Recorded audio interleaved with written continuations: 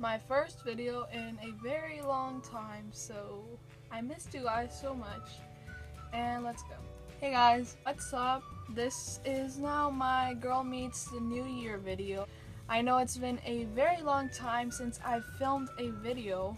It's been like more than 2 weeks probably, so a lot of stuff has happened in those last 2 weeks that has prevented me from filming a review video for the New Year's. Let's just get started now. I do not want to talk about anything that happened before this video because it was very stressful. First of all, I want to say that I was not expecting my predictions video for the New Year's to get over 3,000 views, so thank you guys so much for that. I really appreciate your views, your support, because you guys are my friends. I consider you guys my friends, so thank you guys so much. Now let's jump into this recap. So the episode starts similar to the New World, if you guys can remember that episode. And you know, New World, New Year, get it? New stuff happening here with the girls. So it was like the interaction parallel, except this time it was Riley telling Maya all this stuff instead of Maya telling Riley all this stuff. That was really interesting. I thought the writers decided to go that way, to start the episode that way, exactly the way they started it in New World. So Maya admits that Lucas and her did not kiss in the campfire. Now I believe that rumor of the kiss being real is not real. So that's my interpretation, because like they wouldn't, I don't know, I don't think that they would mention if there was a kiss if there really wasn't. How do I explain this?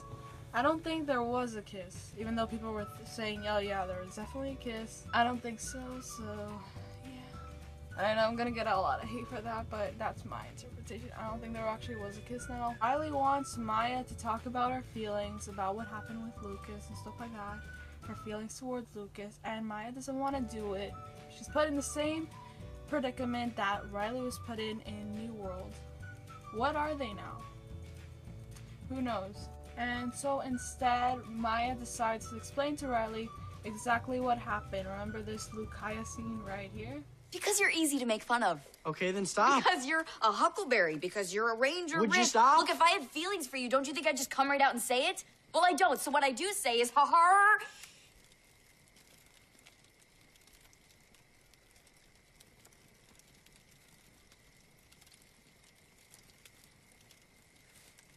Why did you do that? Feel better now? So the next scene, they are in English class. And what I noticed, the first thing that I thought of was when they were in English class was, why are they in school? Isn't it supposed to be like break? Christmas break? You know, like, why are they still in school when New Year's Eve is like the next day? I have no idea why. Like, they can never get enough learning. That's all I think. This question will help me forever. So thank you, writers.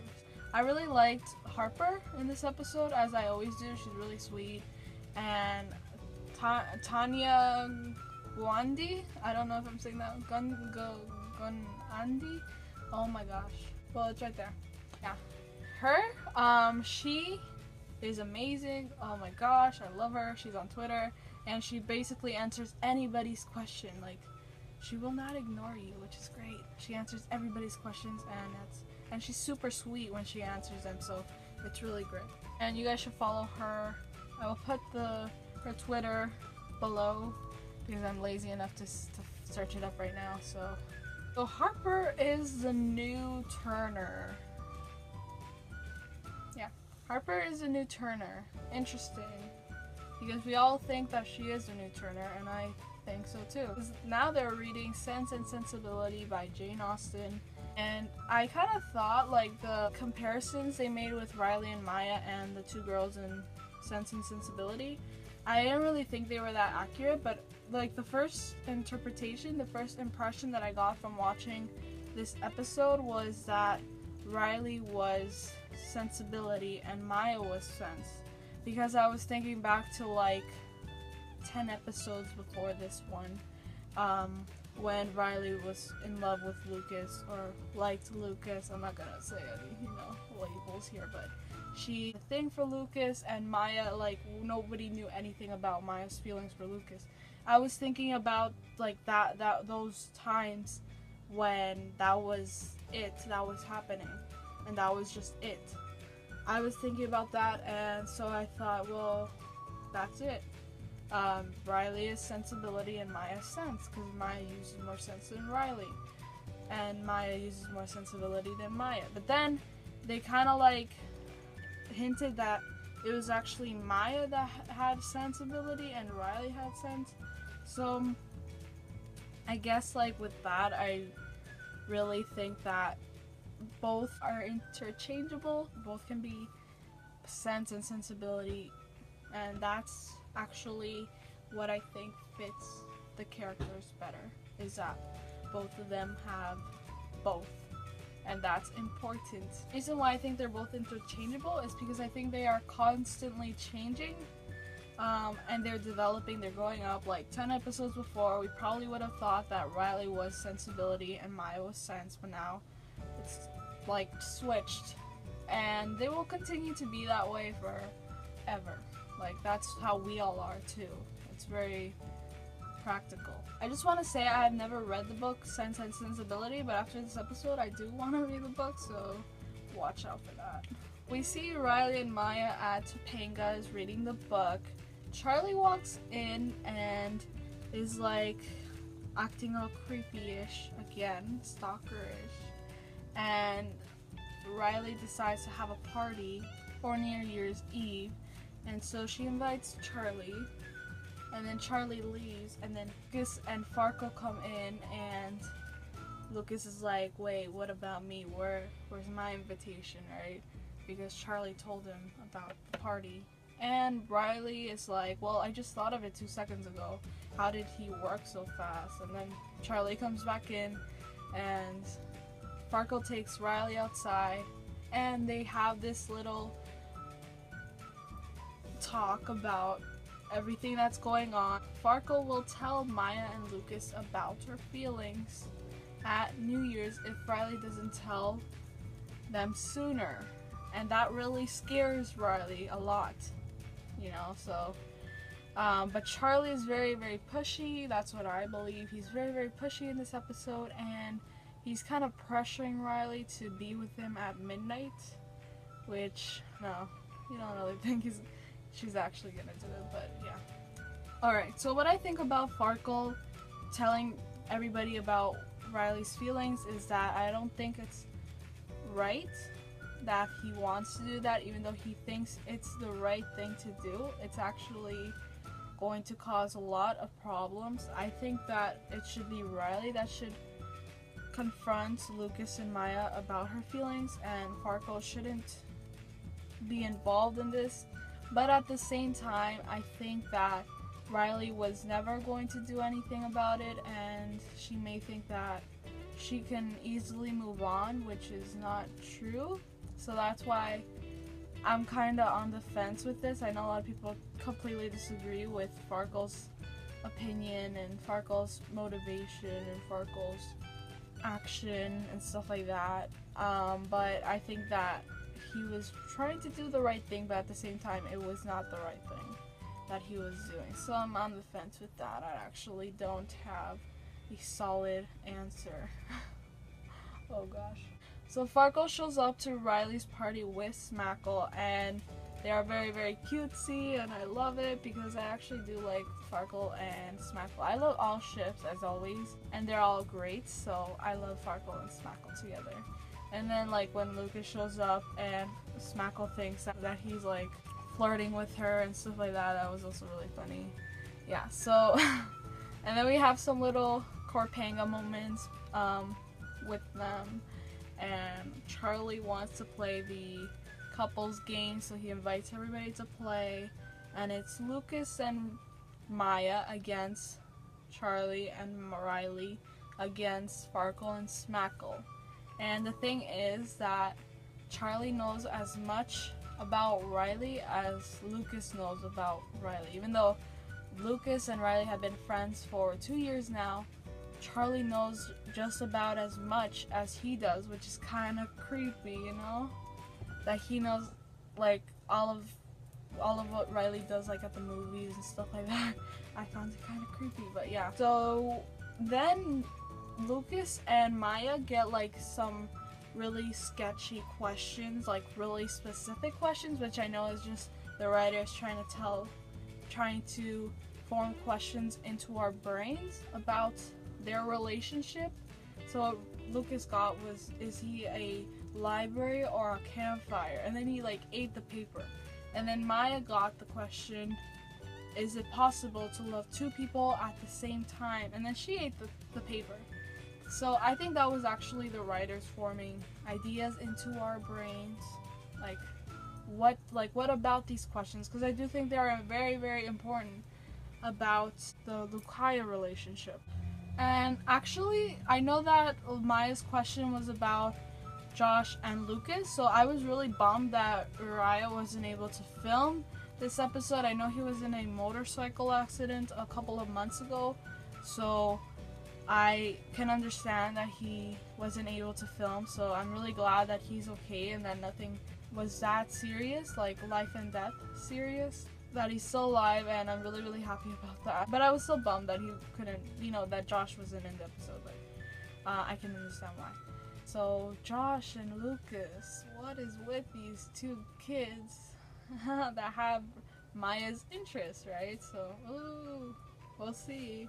Next season, I hope. And Riley ends the game and they all go to the rooftop and they leave, like basically everybody in the class leave Maya behind in the living room, and Corpanga comes out and they comfort Maya and they tell her to keep her friends close because they are the people that she is going to need in life. And so she goes to the rooftop. Meanwhile, Riley and Charlie have their little breakup moment, and that's the end of them. But what I'm glad is that Charlie was very compassionate towards Riley. He didn't like freak out, or he didn't like do anything outrageous. He was like, alright, I'm okay, goodbye. And he went and he sat next to her brother and counted down for New Year's. And so what I think what Riley was meaning about sense and sensibility, like she finally found the reason why she couldn't be with Charlie, because he had a lot of sense. Like everything he said made sense, but she needed more than that. She needed to have feelings for him, which I think is what she has for Lucas. So then Maya goes up to the rooftop and she stands next to Lucas, and she finally, for the first time, actually not really the first time, even though they're kind of making it seem like it's the first time, it actually isn't, but like, alright, the first time that she finally says something nice to Lucas, which I thought was really nice because it's the new year. They're about to go into 2016 and she's finally said something nice to him. And so they don't kiss, which is alright with me, and kind of Riley's like, she kind of like wants to leave, so she is about to leave, and Farkle sees that she's going to leave, and it's midnight now, and he finally blurts out Riley's feelings. Riley still loves Lucas. And I know a lot of people are still upset. They're upset that he said that. They're upset that he used the word love instead of like, or instead of any other word to describe Riley's feelings for Lucas. I get it, but what I think is that that's what he thinks. It's not, we don't know for sure Riley's feelings. She doesn't even know her own feelings for Lucas still, but she knows that what she feels inside is not something that she is comfortable with right now. So Farkle kind of saved her in that sense, but I know what it's like for someone, for your friend to out you out in front of like the person you like. I actually have had that experience before, so, and I know it's not a good feeling, and that's why I don't really agree with what Farkle did. At the same time, I'm on the fence with it because he didn't fix anything. He didn't fix any of the problems. He kind of made it worse, but he just, like, his intentions were good, but his action wasn't good. Ergo, what he did was not right. So, but I have had that experience, and like what I'm saying now doesn't, like, I know what it's like to have that happen to you. It's not a nice feeling, I know, so it doesn't mean that, like, what I'm trying to say I have no experience of. I do have a lot of experience with that, actually. So then everybody, like, leaves, and Farkle's like, well, I did the right thing, and he leaves. And then it's just Lucas, Maya, and Riley sitting together. And that's the end of the episode. They're all together during New Year. And I actually, like, the first time I watched the episode, I actually got that understanding.